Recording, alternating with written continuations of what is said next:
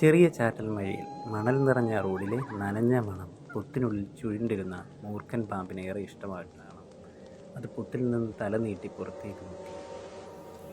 നന്നേ നേരെ ഇരുട്ടിന് അന്ന് എന്തെന്നില്ലാത്ത ഒരു മൂകത. മഴ കനത്തു. കാറ്റിൽ മരത്തിൻ ചില്ലകൾ ആടിക്കളിച്ചു. മഴയുടെ ഇരമ്പലിൽ മരങ്ങളുടെ ഞെരിഞ്ഞമർന്ന ശബ്ദം കേൾക്കാൻ കഴിയാത്തത്ര വലുതായി വന്നു. മഴയിൽ ഒറ്റപ്പെട്ട് നിന്ന എനിക്ക് വല്ലാതെ പേടി തോന്നി. ഓരോരുത്തരായി ജംഗ്ഷനിൽ നിന്നും അപ്രത്യക്ഷമായി. കാറ്റിൽ മരത്തിൻ്റെ ചില്ലകൾ ഒടിഞ്ഞു വീഴുന്നത് കേൾക്കാം. അത് ഒരു നായ നനഞ്ഞു പിറുപിറുത്തുകൊണ്ട് ഓടി എന്നരികിൽ വന്നു നിന്നു. ഓടി വന്ന ഉടനെ അതിൻ്റെ ദേഹം ഒന്നാട്ടിക്കുടഞ്ഞ് പാതി നനഞ്ഞു നിന്ന് എന്നെ ബാക്കിയുടെ നനയിപ്പിച്ചു. എന്തും വരട്ടെ എന്ന് വിചാരിച്ച് ഞാൻ ഇറങ്ങി നടക്കാൻ തീരുമാനിച്ചു. ആകെയുള്ള ആശ്വാസം മുക്കിനെ മിന്നി കത്തുന്ന പോസ്റ്റിലെ ബൾബാണ്. ഞാൻ പതിയെ ഇറങ്ങി നടന്നു.